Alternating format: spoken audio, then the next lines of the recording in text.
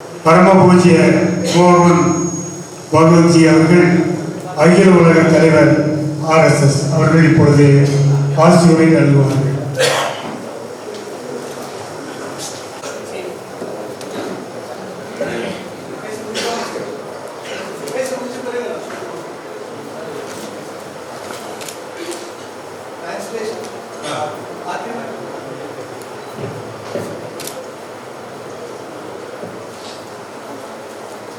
परम श्रद्धेय श्री ज्ञान गुरु शिवलिंग स्वरूप स्वामी जी महाराज,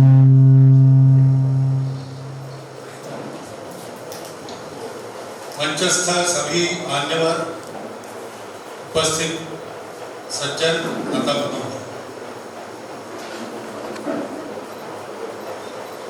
स्वामी जी का मेरा परिचय बहुत पुराना है और स्वामी जी बहुत उत्कटता से अपने देश धर्म के लिए काम कर रहे हैं। समाज में एकात्मता प्रस्थापित हो, विषमता न रहे, अपने धर्म का ज्ञान मिले और अपने धर्म पर श्रद्धा सबकी पक्की हो, उस श्रद्धा को ढीला करके कोई उनको ले जा न सके, ये उनके मन में सदा रहता है और बहुत सरल स्वभाव के हैं। ये पहले ही ध्यान में आए, तब से जितना संभव है मिलना हुआ, यहाँ भी हुआ और ऐसा करने वाले जितने लोग हैं उनको स्वामी जी भी मिलते हैं। तो त्रिपुरा में भी एक मंदिर के लोकार्पण में वहां के चित्त महाराज के साथ स्वामी जी का दर्शन मुझे हुआ। उस प्रेम के आत्मीयता के चलते ही इस वर्ष मैंने तय किया था कि देश के ऐसे सक्रिय प्रभावी व्यक्तियों को मिलना, तो स्वाभाविक ही उसमें स्वामी जी का नाम था ही। अभी यहाँ हमारी बैठक है, उसके निमित्त यहाँ आना था, तो मैंने ये लाभ उठाया। स्वामी जी का भी स्वास्थ्य बहुत ज्यादा प्रवास करने के अनुकूल है ऐसा मुझे नहीं लगता, फिर भी वो परिश्रम करते हैं। मेरे बारे में उन्होंने कहा, लेकिन उनको भी वही लागू होता है। और भी बहुत सी बातें मेरे बारे में उन्होंने और किसने कही है, लेकिन सब पर विश्वास मत रखना।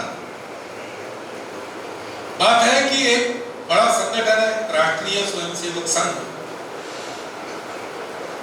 उसके सब स्वयंसेवक काम करते हैं, सब सक्रिय है। जो परिणाम आज देश में दिख रहे हैं, श्री राम मंदिर बन रहा है, देश की प्रतिष्ठा दुनिया भर में बढ़ गई है, इसके पीछे किसी एक का परिश्रम नहीं है। संघ के सब स्वयंसेवकों का परिश्रम है, हिंदू समाज के सब लोगों का परिश्रम है। अब सामने किसी न किसी को रहना पड़ता है, तो संघ ने मुझे सामने रखा है। श्रेय सब समाज का और संघ का, मेरा नहीं। अपने देश में ऐसे बहुत बड़े बड़े काम होते आए प्राचीन समय से,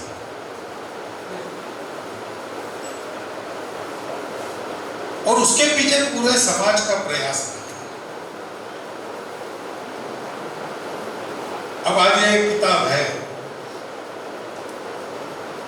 तमिल कीर्तिवाचक कंबोडिया,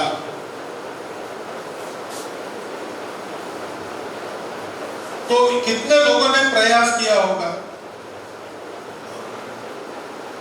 सतत लोग जाते रहे दक्षिण पूर्व एशिया के सब देशों,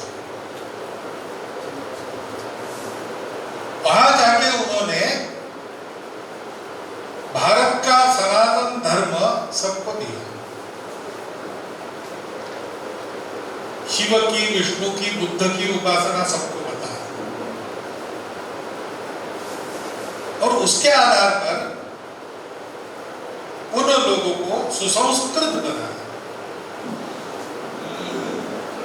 अपने यहाँ पर अनेक पूजाएं हैं, विविधता का ही देश है, लेकिन ये देश जानता है, मानता नहीं केवल। We know, we don't hypothesize, हमारी मान्यता नहीं है, अनुभव है, प्रतीति है कि सारी विविधता एक से ही दिखती है। एक ने अपना श्रृंगार किया अलग अलग बातों से, अलग अलग रूप, तो एकता की विविधता, और इसलिए हम अलग अलग पंथ, संप्रदाय, देवी देवता, जाति, उपजाति सब लेकर चलते, लेकिन जाते हैं एक ही तरफ, वो है धर्म। वो धर्म क्या है? तो एक सत्य है, सारे अस्तित्व का तत्व एक है, वही विविध रूपों में प्रकट हुआ, और इसलिए विविधता का स्वीकार करना, स्वागत करना, सम्मान करना, और एक दूसरे के साथ मिलजुल कर चलना, झगड़ा नहीं करना। To be different is not to be separate, and to achieve oneness, uniformity is not necessary.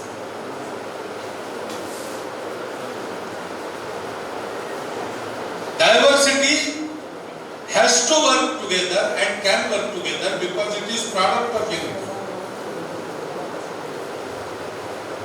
ये सत्य है, इस सत्य को लेकर भारत बना है, इस सत्य का प्रचार करने के लिए भारत बना है, क्योंकि सब एक है, तो दुनिया के सारे लोग अपने ही कुटुंबी है, वसुधैव कुटुंबकम, तो हमको जो सत्य मिला वो उनको भी देना चाहिए। इसलिए भारत का निर्माण हुआ प्राचीन समय, इसलिए यहाँ सारी देवी देवताओं की उपासना, पूजा, भक्ति सब परंपरा चली, छोटे छोटे अच्छे अच्छे संस्कार निकले। भारत ने उसको देने का काम किया। भारत दुनिया में सर्वत्र गया, मेक्सिको में भी गया, साइबेरिया में गया, दक्षिण पूर्व एशिया में तो गया ही गया, लेकिन जहां गया वहां उसने किसी को जीता नहीं, किसी को लूटा नहीं, सबको जैसे थे उससे अच्छा बना, वास्तविक मानव।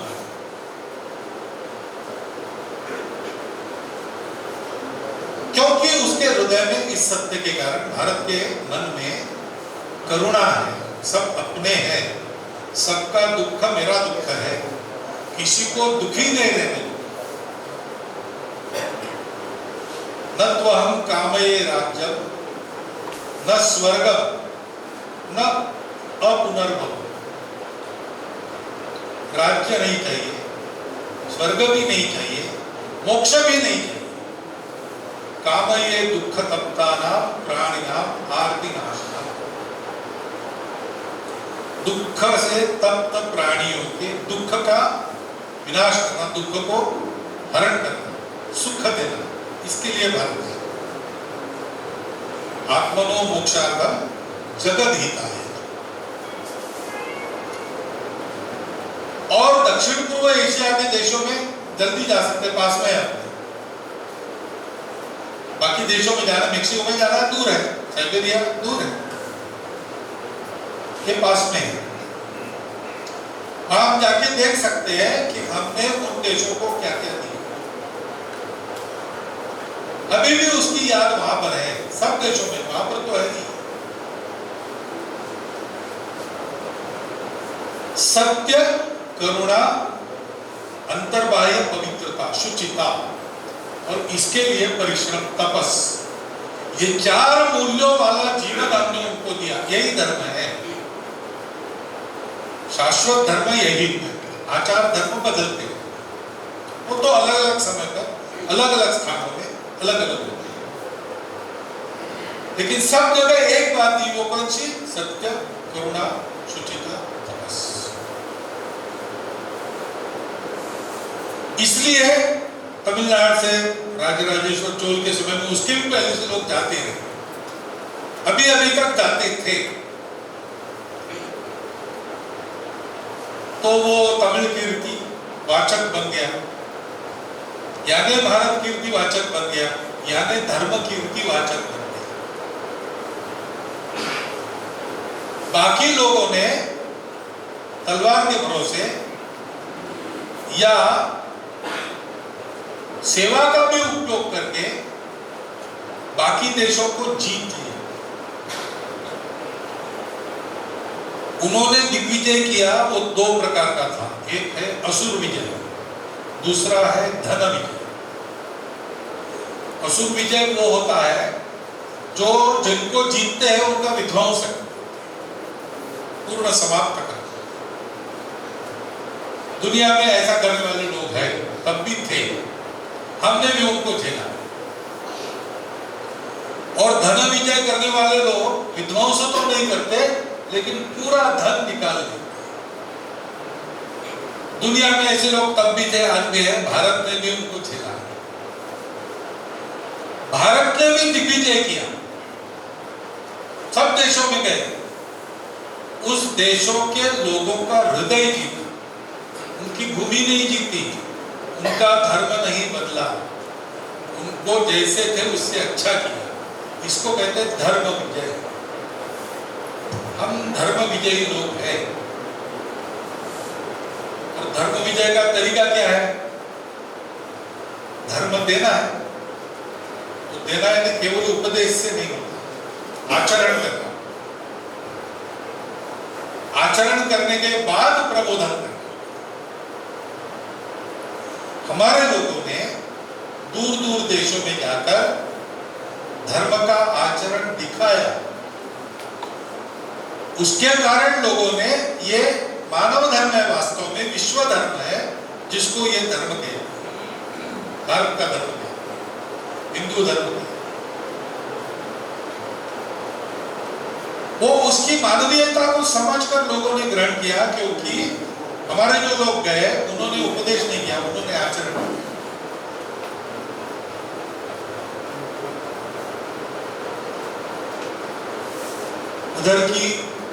उधर के लोग पहले कपड़े नहीं पहनते, नग्न रहते, मालूम नहीं। हमारे राजा पहले गए तो वो लोग प्रतिकार के लिए शस्त्र लेकर खड़े हो, सामने उनकी रानी, वो भी नग्न। हमारे लोगों ने क्या किया? उनसे लड़ाई नहीं की, वस्त्र लेकर गए और उन सबको वस्त्र पहनाए। तो समझ गए कि ये लोग अच्छे हैं, झगड़ा करने के लिए नहीं आए, और उन्होंने हमको स्वीकार किया, हमारे आचरण के कारण स्वीकार। ये हमारी कीर्ति है। इस पुस्तक में उसका वर्णन है, वहां कैसे कैसे मंदिर बने, कैसी कैसी पूजा होती है, क्यों होती है। हम तो कभी कन्वर्ट नहीं करते, लेकिन हमको देख के लोगों को लगता है इनकी जैसा बनना चाहिए। वो पूजा किसी की करे, हमको फर्क नहीं। हम कहते हैं पूजा आप किसी की करो, सत्य पर चलो, करुणामय रहो, शुचिता रखो जीवन में अंतर्बाह्य, और उसके लिए परिश्रम पूर्वक जियो। केवल मौज मजा करने का जीवन जीवन नहीं, वो पशु का होता है। और ये हम करते हैं तब ऐसा। आज अभी उल्लेख किया षणमुखानंद जी ने, स्वामी जी की वेदना, स्वामी जी की इच्छा। ये दोनों, इच्छा पूर्ण होना और वेदना का शमन होना कैसे होगा? ऐसे ही होगा। जो करना है वो पहले अपने को करना पड़ेगा। मेरे मन से भेद हट जाए, मेरे मन में अपने धर्म की प्रति प्रखर श्रद्धा होनी चाहिए, अपने धर्म का आचार मेरे मन में मुझे स्मरण रहना चाहिए, उसका आचरण मैंने करना चाहिए और अगली पीढ़ियों को भी पहुंचाना चाहिए। मेरे मन में कोई भेद नहीं रहे।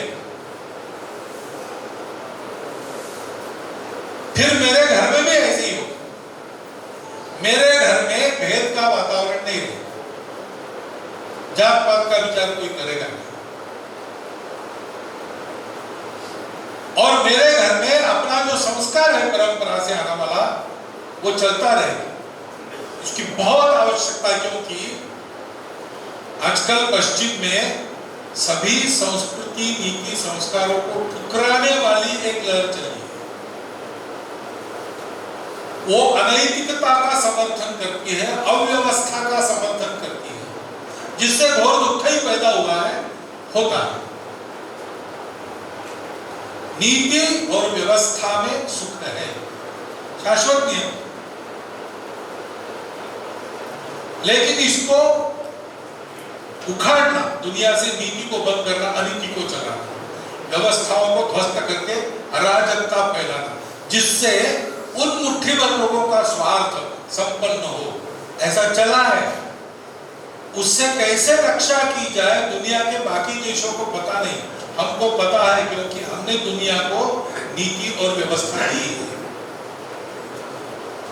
आज वो करने की फिर से आवश्यकता है, तो हम कर सकते हैं क्या? इसका उत्तर उस पुस्तक में है। हमने ये किया है, बार बार किया है, पहले भी किया है, आज भी वही कर्तव्य हमारे सामने है। भारत के जन्म का ये प्रयोजन है, हम भारतीयों को, सारे विश्व को नीति व्यवस्था युक्त धर्म सिखाना है, संतुलन देना है। नटराज की मूर्ति सामने है, वो क्या है? विविधता है। शरीर के अंदर अलग अलग स्थान पर अलग अलग दिशा में निर्देश करता है, लेकिन उसमें भी एक पैटर्न है, उसमें एक बैलेंस है। दुनिया भर इतनी विविधता है, कोई एक नियम लागू नहीं हो सकता, लेकिन दुनिया की विविधता में भी एक व्यवस्था हो सकती है, एक पैटर्न बन सकता है। और हम अपने स्वार्थों को छोड़कर परस्पर संतुलन बनाकर चल सकते हैं। वो धर्म की ही मूर्ति है, यही लेकर हम गए, यही सबको दिया। आज फिर करने की आवश्यकता है। तो मुझे पूरा विश्वास है कि इस पुस्तक को हम सब लोग पढ़ेंगे, हम खरीदेंगे, बाकी लोगों से खरीदवाएंगे। हमारे पूर्वजों ने सारी दुनिया को संतुलित करने का, व्यवस्थित करने का, सुखी बनाने का प्रयास किया, ये कर्तृत्व दिखाया, उनके हम मोक्षज है। आज दुनिया को उसकी आवश्यकता है, हम कर सकते हैं, हम में वो डीएनए है, वो जीन्स है, ये हमारी हेरिडिटी है, ये हमारा हेरिडिटरी ड्यूटी का, इसी के लिए हम है। इस पुस्तक का ये संदेश है। और इसलिए स्वामी जी ने जब बताया कि कंबोडिया पर पुस्तक है, तो मैंने थोड़ा खोल के देखा तो ध्यान में आया कि वहां अपनी संस्कृति का जो प्रभाव है, यहां से वहां पहुंचा, कैसे पहुंचा, सारी बातें उसमें है, कहाँ कहाँ उसके लक्षण है, ये सारी बातें हैं। इसका प्रयोजन क्या होगा? तो स्वाभाविक स्वामी जी की इच्छा है और स्वामी जी की वेदना है। स्वामी जी भी अपनी इच्छा पूर्ति का प्रयास करते हैं, अपनी वेदना को शमन करने का प्रयास करते हैं। हम सब करेंगे तो सारी दुनिया से ऐसी वेदनाएं नष्ट हो जाएगी और सारी दुनिया की ऐसी जो इच्छाएं हैं वो पूरी हो जाएगी। हमको भी उन बातों से लड़ना पड़ रहा है, विषमता से, मतांतरण से, जो वास्तव में मानवता के विरुद्ध अपराध है। उसे लड़ना है तो कैसे लड़ना है? जो पॉजिटिव है, सकारात्मक है, उसको बढ़ाना है।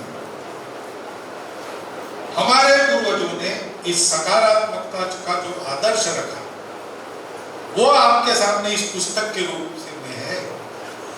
और इसलिए इस पुस्तक को प्रकाशित करने के लिए, लिखने के लिए स्वामी जी सहित सभी संबंधितों का मैं अभिनंदन करता हूं।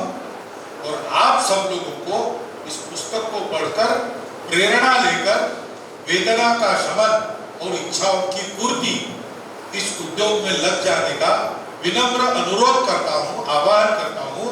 और आपने मेरी बातें सुन ली, हिंदी समझना आपको कठिन है, फिर भी लंबे समय तक आप सुनते रहे, इसलिए कृतज्ञता पूर्वक आपका धन्यवाद करता हूँ और मेरे 4 शब्द समाप्त करता हूँ।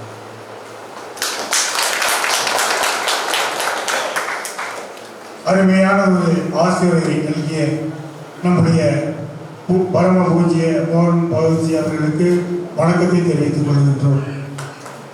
இப்பொழுது அவர் ஆற்றிய உரையினுடைய தமிழாக்கம்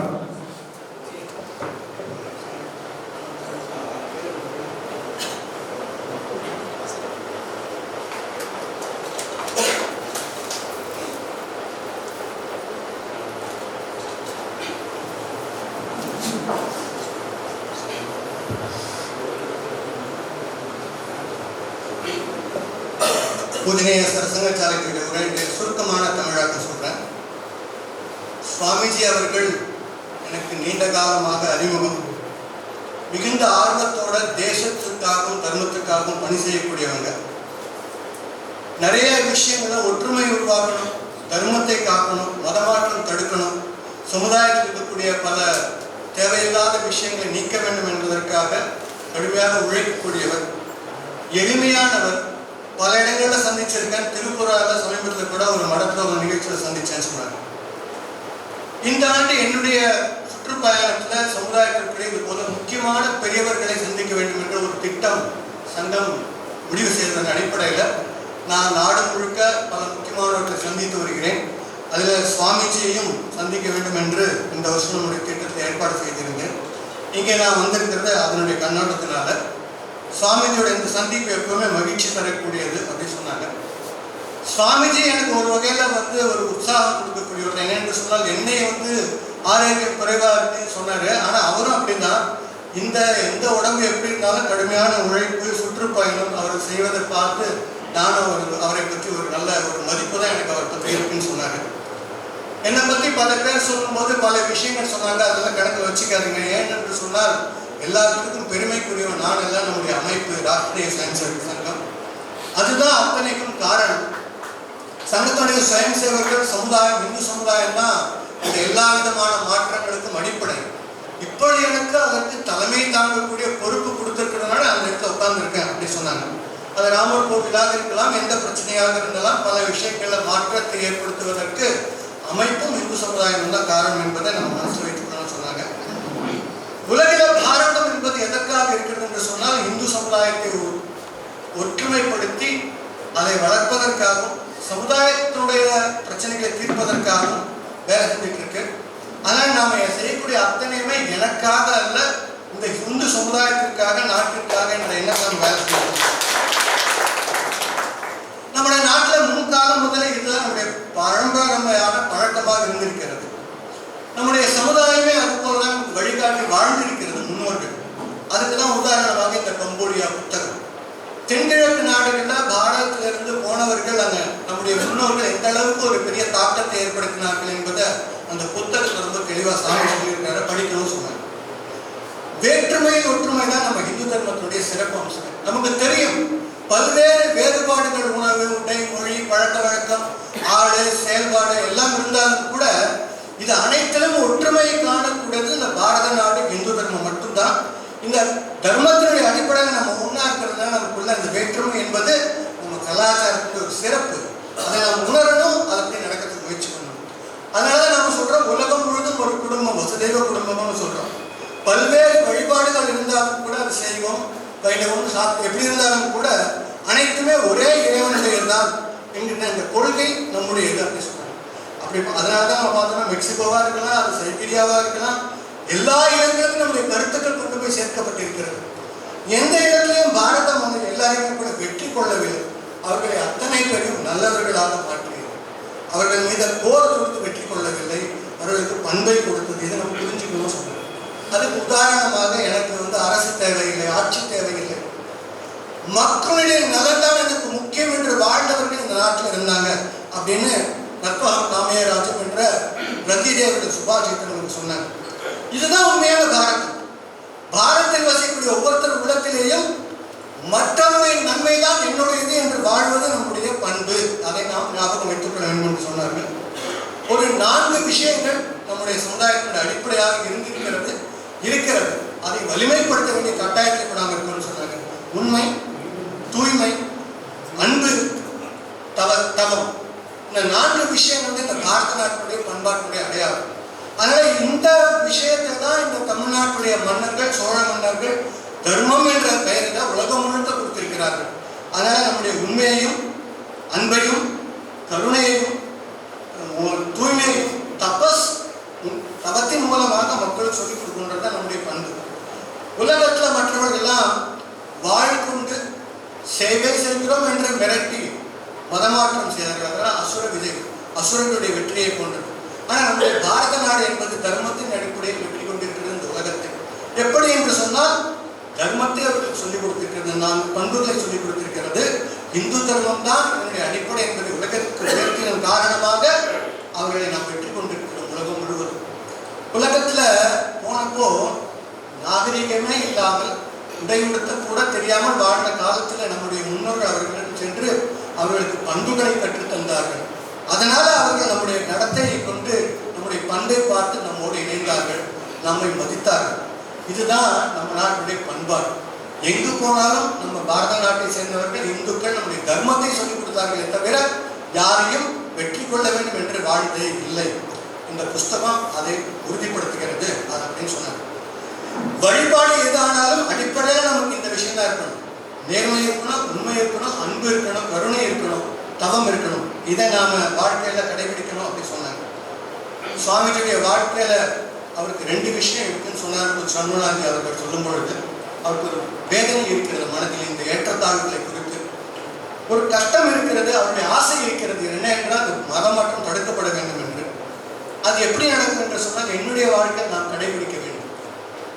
அது அடுத்த தலைமுறைக்கு சொல்லிக் கொடுக்கும். நம்முடைய வீட்டில் நான் ஏற்றத்தாழ்வுக்கு இடம் கொடுக்க மாட்டேன் என்று நாம் வாழ வேண்டும். நம்முடைய வீட்டில், நம்முடைய குடும்பத்தில், நம்முடைய உறவினர்கள் கிட்ட மத மாற்றத்தை அனுமதிக்க மாட்டேன் என்று நாம் வாழ வேண்டும். அப்படி நாம் வாழ்ந்தோம் என்று சொன்னால் நம்மிடம் துவங்கும் பொழுது ஒட்டுமொத்த சமுதாயத்தில் வரும். அதுக்கான வேலையை நம்ம செய்யணும்னு சொன்னாங்க. இதுக்கெல்லாம் அடிப்படை என்பது குடும்பம், வீடு. அதனால இந்த வீட்டையும் குடும்பத்தையும் பாதுகாக்க வேண்டிய பொறுப்பு நமக்கு இருக்கிறது. ஏன்னு சொன்னால் இந்த மேற்கத்திய நாகரிகத்தின் காரணமாக நம்ம மேல மிகப்பெரிய ஒரு தாக்கம் ஏற்படுத்தி கொண்டிருக்கிறார்கள். இதிலிருந்து விடுபட்டு நம்முடைய பாரம்பரியம், நம்முடைய பழக்க வழக்கங்கள், பண்பு இவற்றை எல்லாம் நம்முடைய குடும்பங்களுக்கு சொல்லிக் கொடுத்து இந்த கட்டமைப்பு மாறாமல் நம்ம சமுதாயத்தை காக்க வேண்டிய பொறுப்பு நமக்கு இருக்கு. இதை நாம செய்யணும் அப்படின்னு சொன்னாங்க. உதாரணமாக இங்கிருந்து நடராஜர் சிலை உதாரணமாக சொன்னாங்க. பாருங்க, கை காலையில் வேறு வேறு திசைகள் இருக்கிறது. ஆனாலும் கூட இது அனைத்தும் உணர்த்துவதுன்னா இவ் அனைத்தும் ஒன்றின் பல வடிவம் என்பதை உணர்த்துகிறது. இதை நாம் உணர வேண்டும். இந்த புஸ்தகத்தை நம்ம வாங்கணும், படிக்கணும், பல பேருக்கு படிக்க சொல்லணும் அப்படின்னு சொன்னாங்க. இந்த கம்போடியா பற்றி புஸ்தகத்தை நான் பார்க்கும்போது எனக்கு பார்த்து புரிந்தது என்னவென்று சொன்னால், இந்த நாட்டினுடைய டிஎன்ஏ, மக்களுடைய டிஎன்ஏலே இது இருக்கு. எங்க போனாலும் தர்மத்தையும் பண்பையும் சொல்லிக் கொடுக்கக்கூடிய பழக்கம் இருக்கு. அதனுடைய வெளிப்பாடு தான் இந்த மிகப்பெரிய அந்த கோவில் அப்படின்னு சொன்னாங்க. கடைசியா ஒரு விஷயம் சொன்னாங்க. சுவாமிஜிக்கு எப்படி இந்த ஏற்றத்தாழ்வுகள் நீக்க வேண்டும் என்ற கவலை இருக்கிறதோ, எப்படி மதமாற்றம் தடுக்க வேண்டும் என்ற எண்ணம் இருக்கிறதோ, அதன் வேறுபாடுகள் களையப்பட வேண்டும் என்று இருக்கிறதோ, அதே போல நம்முடைய வாழ்க்கையை நாம் கடைபிடிக்க வேண்டும். நாம் அத்தனை பேருமே கூட இந்த விஷயங்களை செய்ய வேண்டும் என்று கேட்டுக்கொள்கிறேன். இவ்வளவு நேரம் பொறுமையாக என்னுடைய ஹிந்தி உரையை கேட்டதற்காகவும் நான் உங்களுக்கு என்னுடைய வணக்கங்களையும் மகிழ்ச்சியும் தெரிவிக்கிறேன். இதுவரை நம்முடைய அகில உலக RSS தலைவர் திரு மோகன் பகவத்ஜி அவர்கள் வழங்கிய இந்தி உரையின் தமிழாக்கத்தை அழகாக நமக்கு வழங்கினார்கள். அவர்களுக்கு நம் விழாக்குழுவின் சார்பாக நன்றியை தெரிவித்துக் கொள்கின்றோம். அடுத்து